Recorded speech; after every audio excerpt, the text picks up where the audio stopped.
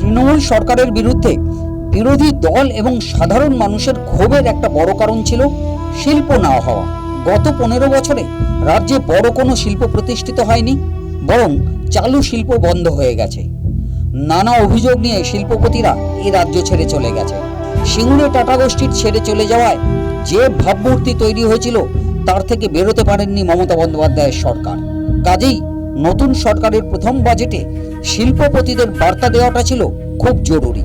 Budget ভাষণে সেই বার্তাই দিলেন অর্থমন্ত্রী স্বপন দাশগুপ্ত। নতুন কোনো শিল্পের ঘোষণা করেননি, নতুন শিল্পগোষ্ঠী আসার কথা জানাননি, কিন্তু সার্বিকভাবে শিল্প বান্ধব পরিস্থিতি তৈরির কথা জানিয়েছেন।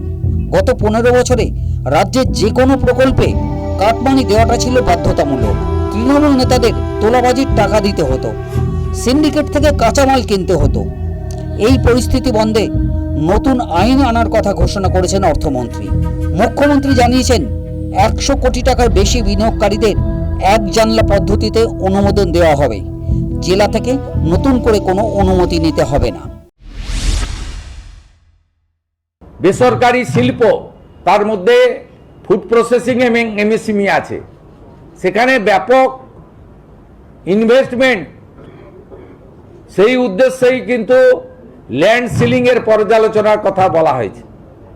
100 কোটি টাকার বেশি যারা বিনিয়োগ করবেন তারা পঞ্চায়েত বা লোকাল বডিজ কারোর কাছ থেকে কোনো অনুমোদন নিতে হবে না, কারণ এখানে রাজ্য স্তরে চুক্তি হয়, তাদের জমির ব্যবস্থা দেওয়া হয়, তারা ব্যাংক থেকে লোন নেন, ওখানে গিয়ে কেউ প্ল্যান আটকান, কেউ ট্রেড লাইসেন্স আটকান, বলেন তোলা দিতে হবে, আমার লোককে নিতে হবে, ফায়ার লাইসেন্সে করা হয়। এটা এই যে স্থানীয় স্তরে যে হয়রানির শিকার হন, সেখান থেকে মুক্তি পাবেন যারা ন্যূনতম 100 কোটি টাকার বেশি বিনিয়োগ করবেন।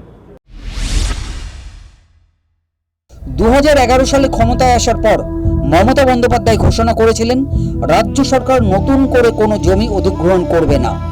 ফলে বৃহৎ শিল্পপতি এক লপ্তে জমি পায়নি, শিল্প গঠনেও উদ্যোগী হয়নি। রাজ্য সরকার জমির ঊর্ধ্বসীমা নীতি তুলে দিচ্ছে, ফলে জমি অধিগ্রহণে কোনো অসুবিধার মুখে পড়তে হবে না বৃহৎ শিল্প গোষ্ঠীকে। এইটা তো অনেক লোকের অনেক প্রত্যাশা, একটা পরিবর্তন হয়েছে, লোকের প্রত্যাশা থাকবেই। সেখানে লোকের চাকরি পাওয়ার প্রত্যাশা, সরকারি চাকরিজীবী তাদের ডিএ পাওয়ার প্রত্যাশা,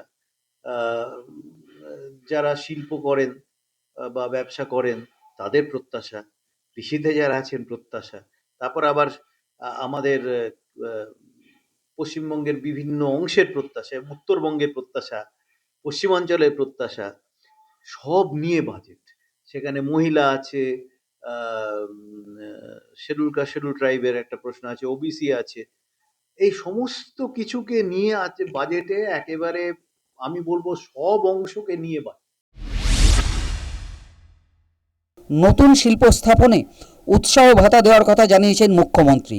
এর আগে মমতা বন্দ্যোপাধ্যায়ের সরকার এই উৎসাহ ভাতা বন্ধ করে দিয়েছিল। সবচেয়ে বড় কথা, আগের সরকার শিল্পে ইনসেন্টিভিয়াস তুলে দিয়েছিল।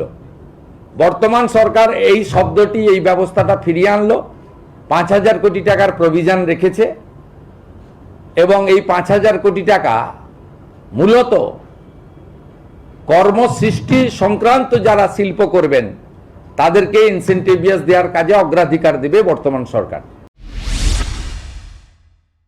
পরিকাঠামো উন্নয়নে একাধিক ঘোষণা রয়েছে রাজ্যের বাজেটে। বিমানবন্দরের পাশাপাশি দাদন পাত্রবারে গভীর সমুদ্র বন্দর তৈরির ঘোষণাও রয়েছে।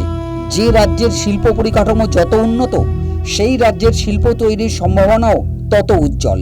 প্রথম বাজেটে শিল্প পরিকাঠামো উন্নয়নে নজর দিয়েছে রাজ্য সরকার। মনে করা হচ্ছে শিল্প আসার পটভূমি তৈরি হচ্ছে এই রাজ্যে। News time.